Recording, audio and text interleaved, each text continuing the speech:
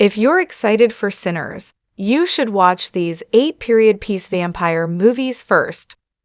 Writer/director Ryan Coogler's horror movie Sinners presents a new vampire story from a unique perspective. Taking place in the American South during the Jim Crow era, the 2025 movie Sinners shows two outlaw brothers, both played by Michael D. Jordan, who return to their hometown, hoping for a fresh start, only to find themselves fighting off a horde of blood-sucking vampires. Given the story, A-list actors, and creativity on display so far in its trailers, Ryan Coogler's Sinners is unsurprisingly one of the most highly anticipated movies of 2025. Sinners certainly presents a distinctive tale as a vampire film in the old Deep South, making for a fresh horror film from the director of Black Panther. However, there are many similar period horror films that can curb audiences' appetites as they wait to see Sinners in theaters. Directed by Stephen Sommers, who masterminded Brendan Fraser's The Mummy movies, this 2004 film shows Hugh Jackman as Gabriel Van Helsing, who is tasked with traveling to Transylvania to kill Dracula and defend humanity from his wrath.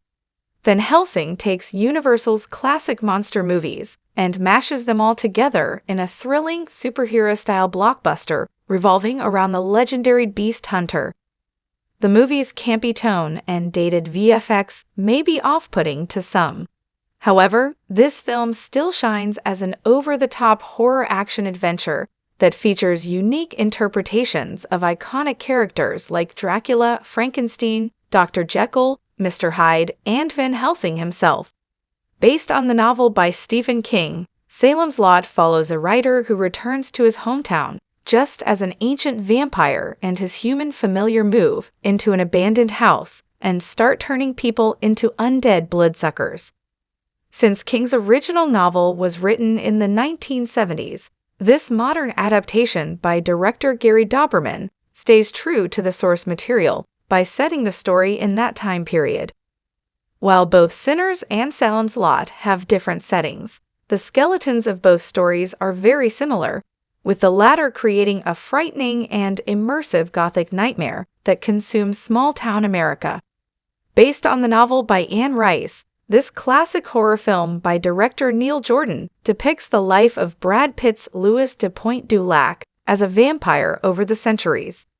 The story goes from Louis's beginnings as a human plantation owner in 18th century Louisiana to raising a young girl who was also turned into a vampire.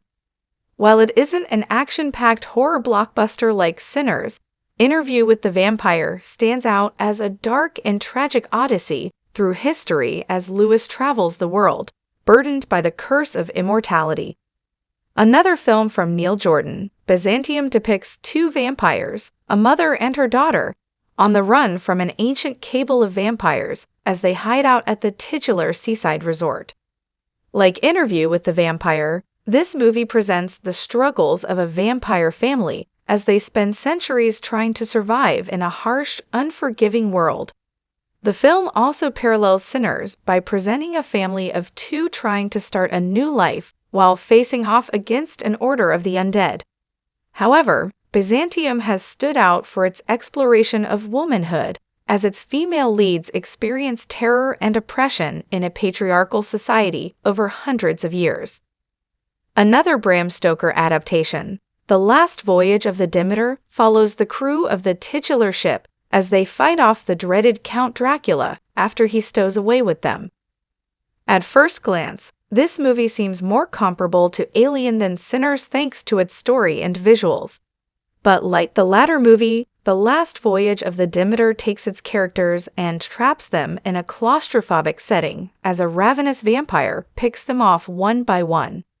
It also takes an oft-overlooked part of Dracula's story and expands it into a haunted house movie set at sea, long before he faced Count Orlok in 2024's Nosferatu. Willem Dafoe played the vampire himself in director Eve Elias Merhige's overlooked indie gem. This meta-horror fantasy depicts the making of the original Nosferatu in 1920s Germany. However, it puts a unique spin on this real-world production by having Orlok actor Max Schreck be an actual vampire posing as a method actor. Shadow of the Vampire thus carries the distinct status as a Nosferatu remake and a fictional biopic. It's also a clever commentary about the lengths one will go to in the pursuit of creating art in the film industry. As the title implies, this film from director Francis Ford Coppola is a faithful adaptation of Bram Stoker's classic vampire novel. Since this is a Coppola movie, Bram Stoker's Dracula naturally presents a stunning and ambitious vision of horror that remains the closest embodiment of Stoker's work yet. As the film crosses oceans of time to tell Dracula's tale of love and loss, it immerses its viewers with a harrowing and epic dark fantasy.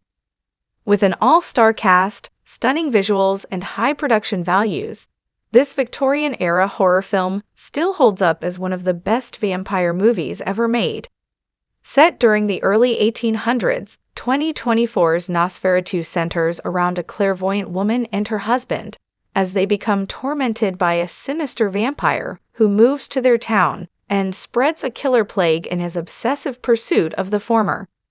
Just like with Sinners, Nosferatu has been a part of the modern resurgence of vampire movies with a genuinely terrifying vision of Count Orlok. The way that director Robert Eggers merges death and desire in this film reinvokes the true horror of the vampire and makes it relevant, despite it being set in a bygone era. Overall, with his remake, Eggers takes a classic silent film and transforms it into a beautiful but deeply unsettling masterpiece.